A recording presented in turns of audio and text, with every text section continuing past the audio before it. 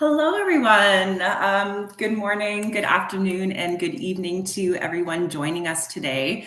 I'm very excited to start my presentation, and a big thanks to GPC for having me in this online conference. It's a huge pleasure to be taking part of such a wonderful thing. So my topic for today is called Gamelight's AI, Redefining Mobile Games User Acquisition. My name is Kathleen Sherman. I'm a Gamelight business development manager with over 4 years of experience in the mobile marketing industry. I love to talk about AI and UA for games and games in general. Now, who is Gamelight? For those that don't know, Gamelight is a rewarded marketing platform. We specialize in recommending new games to our users. Gamelight is based out of Hamburg, Germany. We have a small yet mighty team of over 20 team members dispersed globally. So I myself am out here in Canada. We have some team members, of course, based in Germany, Italy as well, China, and many other geos. Collectively, our team speaks over 10 languages. We have over 25 pets included, and we were actually just founded in 2022. Since being founded in 2022, we've received a lot of success and accolades for our wonderful rewarded marketing platform, being the largest rewarded marketing platform for mobile games. In 2023, AppsFlyer Index actually noticed us as a top 3 user acquisition source for some categories, and this is right behind Google and Meta, so we're very, very proud of that. Similarly, Gamelight holds 12% of the ad spend for match 3 titles globally. So that's huge. Last but not least, we were also recognized in the recent Singular Snapshot as one of the top 5 largest ad networks.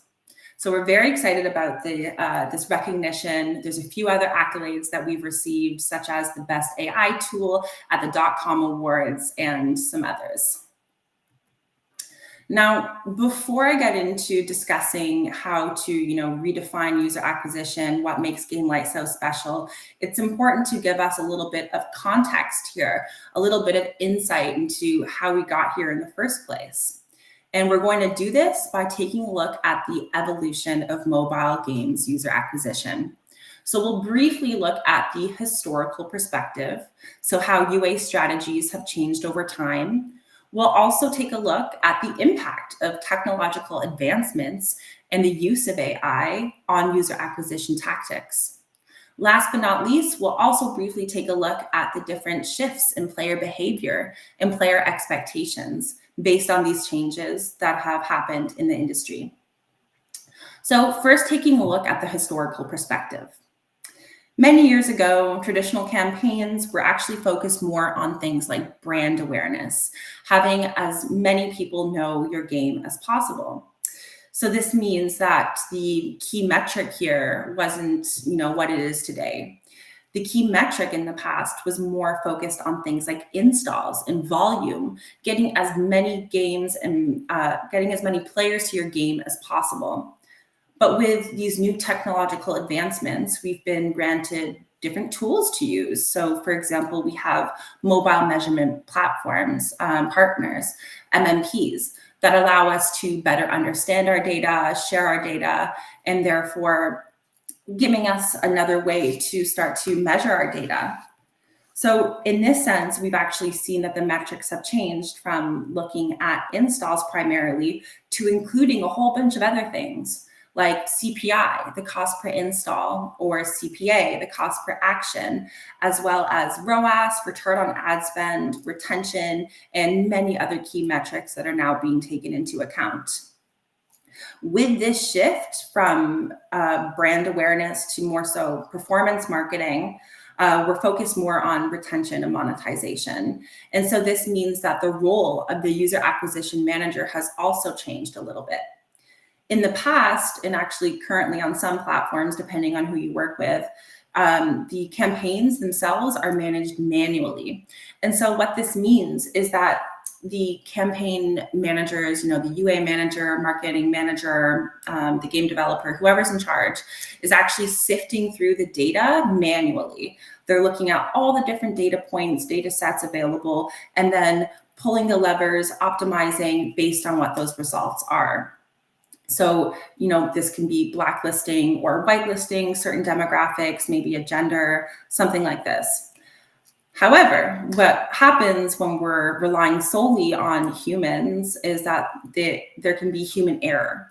There can be, just human factors, just the joys of being a human, like being tired or being angry or hungry, something like this, that can actually impact the decisions that are being made and the overall results of the user acquisition campaign. So with that, we have these AI-powered algorithms that are now able to more accurately and efficiently sift through this data. They can optimize in an automated way towards things like, competition, considering the budget and user relevance. So again, we're focusing more on the campaign's performance. And in this sense, too, it's given rise to shifts in player behavior and the expectations that user actually has from the games and from the industry itself. So one of the big shifts that has occurred over time, and now we really see it happening in today's world, is the shift towards free-to-play games. Users are much more accepting of this kind of model, especially when the games are optimized with the in-app purchases and the ads. It's important to note that they shouldn't be intrusive ads. They shouldn't be intrusive in-app purchases. They should actually add value to the gameplay of that user rather than being a distraction or something along those lines. Now, one other shift that we're seeing in the player behavior and expectations includes a desire for more personalization. And so what this means is having a desire to have a more tailored gameplay experience, a more personalized gameplay. So for example, this can look like having avatars. It can look like having the choice to play between different modes in the game, the choice to play between different paths, this sort of thing. What's really important to note here is that there is an importance here in the ability to choose, in the ability to have personalization. And this is actually something that Gamelight really understands in a very deep and very meaningful way. But before I jump into Gamelight's innovative approach, we'll just take a high-level look at some of the key components of redefining user acquisition. A couple of the points that will be touched on is looking at the data-driven approaches to UA, as well as leveraging AI for user acquisition success. So now that we have AI, we are able to search through vast amounts of data and analyze this data in real time, right? Like right here, right now, in order to identify different patterns and different preferences of the user. And so what this means is that we have now a deeper understanding of user behavior, what the user is actually looking for. And we're able to more accurately target and optimize the campaigns because of the AI. So this allows for highly targeted campaigns, which also even leads to more relevant ads and an increased likelihood of conversion with better campaign results. Now, looking at Gamelight, what is Gamelight doing that's so special? Well, we take it a step further, especially when it comes to this personalization aspect. So at Gamelight, the entire user journey is personalized, right from the targeting all the way through to the tailored reward system. So when it comes to personalized targeting, we're actually giving choices to our users based on their own preferences. When a user comes to install one of our apps, they're giving us some key demographic details such as their age and their gender. And then beyond that, they're also giving us access to their app usage data. So what this means is we can actually see the types of apps, the types of games that a user has installed on their device and how they're behaving in those games. What are the patterns of this particular user? What are they most interested in? What are their preferences? And most importantly, what are they going to be a high quality user for? So from this, after scanning the device, we show up to 4 titles at a time. This way we are narrowing the scope that a user has to choose from, but making sure that that choice is something that is personal, something that they are going to enjoy. So the user has 4 games to choose from. They go ahead, they click on their next favorite game. They're launched to the Google Play Store where they can install your game and then start to earn points for playing your game. These points are then redeemed for gift cards. We have things like Amazon gift cards, Google Play, as well as PayPal vouchers. As I mentioned, the reward system itself is actually tailored, it's personalized. So this means that I'm, as a user, going to earn differently than you are. It's very different. It depends on what is motivating to that particular user. It depends on the game itself, for example, how that game monetizes. And it also depends on what the actual campaign objectives are, what the goals are, or the KPIs, let's say. So we look at a few different factors. One of the things is for how long the user plays, time-based reward system. But then we also use that in combination with postbacks from our partners to look at in-game levels and achievements. This can look like completing a tutorial. It can look like different level completions or milestone events being hit in your game. And then on top of that, we actually also can reward our users for making in-app purchases or watching ads. Again, it's dynamic. It really depends on the user themselves and what's going to be most motivating to that user. So these recommendations are personal. We're limiting the choice that the users have to see, but we're limiting the choice to the most relevant games for that user. Now, as well, we optimize our campaigns by targeting users of the highest quality, of the most value. So after you've collected some data, we'll be able to see how those users are actually performing in your game. From there, taking the audience that looks most similar to those high quality users, and then using that knowledge, that data, to then target more users in the future. And with this approach, we actually see for our partners an uplift in day 7 ROAS by about 40% on average. Also wanted to highlight a case study here that we did with Goat Games to showcase our powerful AI algorithm. So for those that don't know Goat Games, it is a successful development and publishing company based out of China. They were founded in 2019.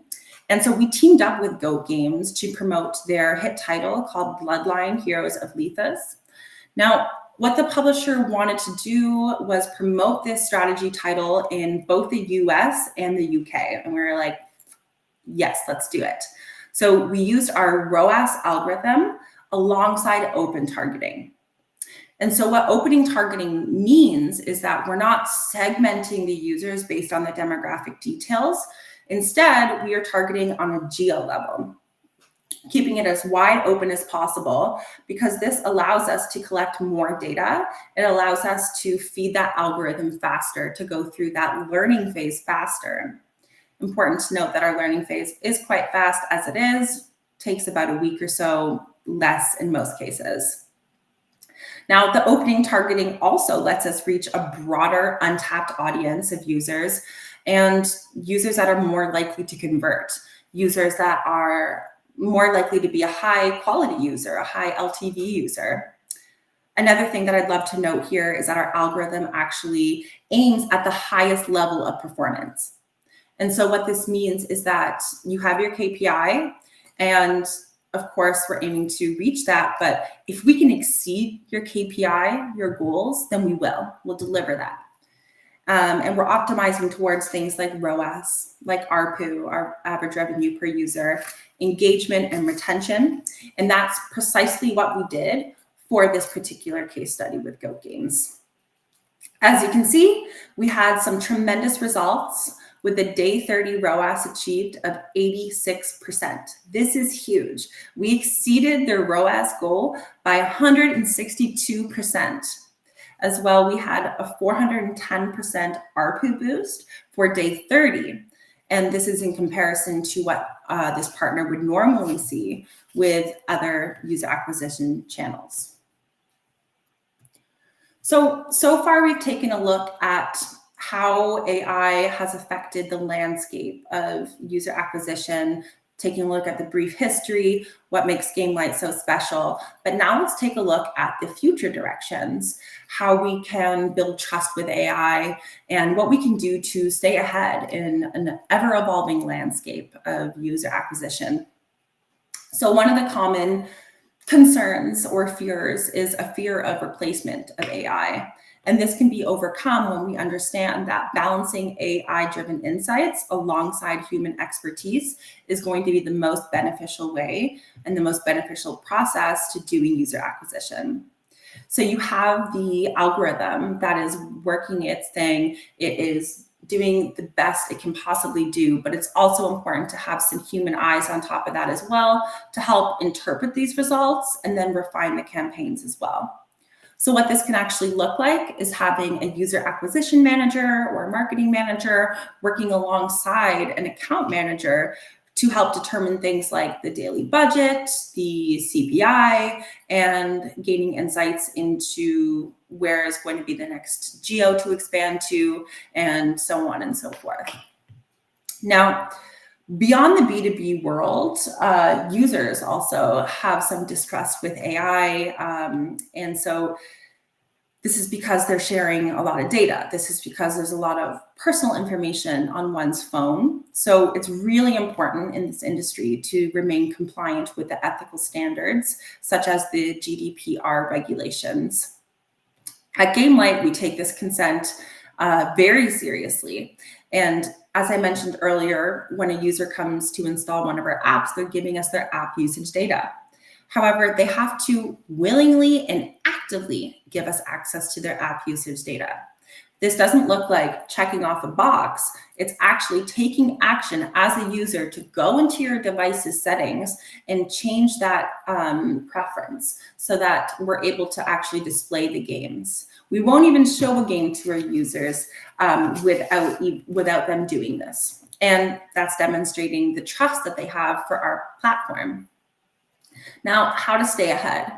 And this next point actually can be attributed to building trust with AI as well. So one of the most important things that we can all do is to stay educated and stay aware. And what that looks like is what we're doing right now. Coming to presentations, presenting yourself, going to conferences when you can, attending roundtable discussions. That can be such a fruitful way to gain knowledge and share insights. You can also stay up to date on different industry newsletters, and it's also important to pay attention to different case studies as well.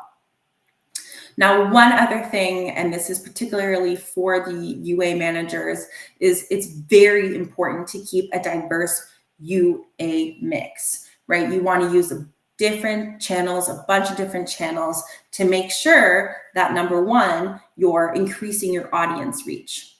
Maybe it's the case that one channel is going to have access to users that aren't available on another channel. So by using multiple channels, you're casting your net as wide as possible.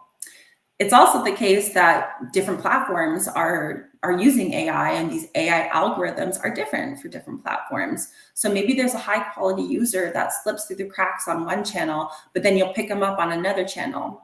And you'll only do this if you have a diverse UA mix. By having diversity in your UA mix, you're also reducing your dependency risk. So if you're only relying on one channel and then all of a sudden your performance drops on that channel, well, your overall ROI has dropped. However, if you have a whole bunch of different channels that you're working with, and it happens to be the case that one of the channels drops in performance, well, your overall ROI isn't going to take as big of a hit because you're making up for it in other places.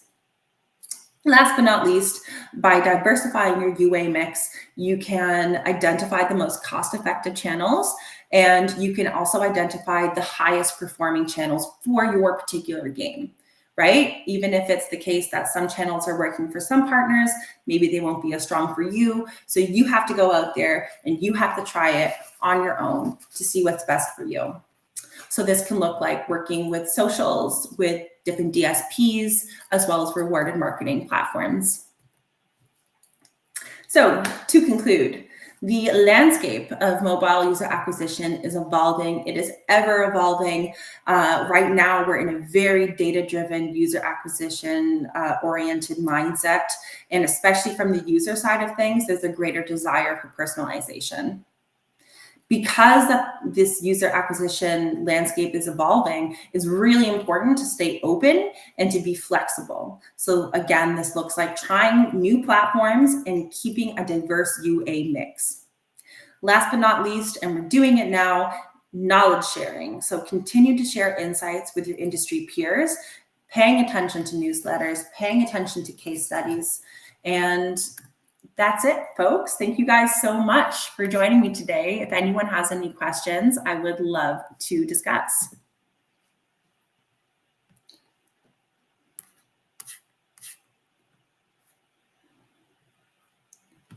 I'm just reading the comments here on the side to see where we have questions. How are traditional UA methods different from Gamelight's AI-driven approach? Well, traditional UA methods are using manual campaigns primarily. And so what we're doing here is using a data-driven approach in order to optimize our campaigns. So we're using both human insight alongside data and alongside AI in order to find the highest quality users. So again, traditionally, we're looking at things like installs, things like volume, but with us, we're very much performance driven, right? We're looking to get the highest performance that we can for our partners.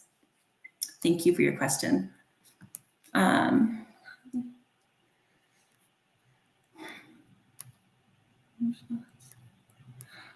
What are some future developments or advancements we can expect to see in Gamelight's AI technology as it continues to redefine user acquisition? That's kind of a cheeky question, right? Well, we're always developing our platform. We're always trying to stay ahead of the game. We do have some new things underway, but nothing that I can share just yet.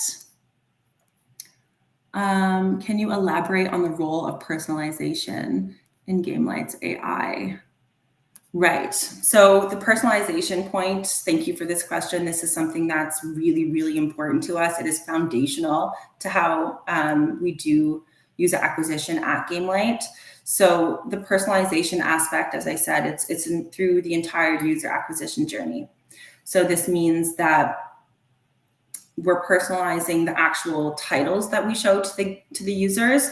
So maybe there's a user that's really into RPG games, but they're not into match 3 games. Well, then it doesn't make sense to show them a match 3 game. That's not going to be a high quality user for a match 3 game. So instead, we personalize the actual games that we're displaying to these users. As well, the tailored reward system is personalized. So literally, I'm going to earn differently than any other user on the Gamelight platform.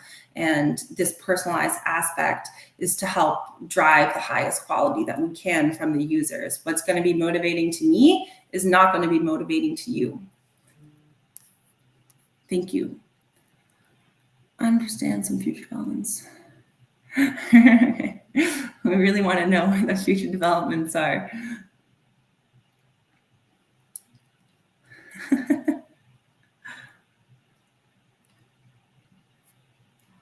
Well, I think really we're just going to continue doing what we do right now. Again, we only launched in 2022. So right now it's about, building our team. It's about having as many partners as possible. And I think we might be at time now. I'm not entirely sure. If there's any other questions, please feel free to go ahead and ask. But if not, it was lovely to chat with you all today, and I really appreciate having this time to share my thoughts.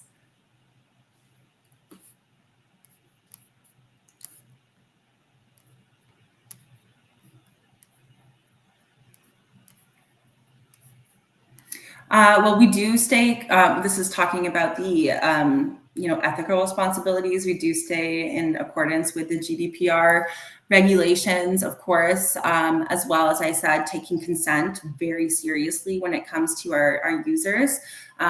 So we're not going to see any of those apps or games they have on their device without their permission. And we make it so that not only are you ticking off a box, because sometimes people don't read those terms of use, they have to take the action themselves. They have to go into the settings themselves in order to even see games in the first place.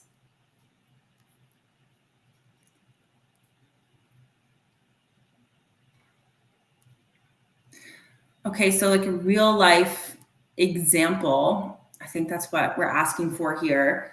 How does Gamelight's AI technology leverage data analytics and machine learning to optimize? Okay. So in order to optimize our campaigns, first of all, we have all of this data on the user side of things, but then second of all, once we've been running that campaign for a little while, once we've gone through that learning phase, we've gathered a lot of data for your specific game. And so from that, we can see like who are the highest quality users, what kind of games do they have installed on their device, what kind of patterns are there, what kind of behavior is there, and then from that, targeting new users that are most similar to those users. Thanks again.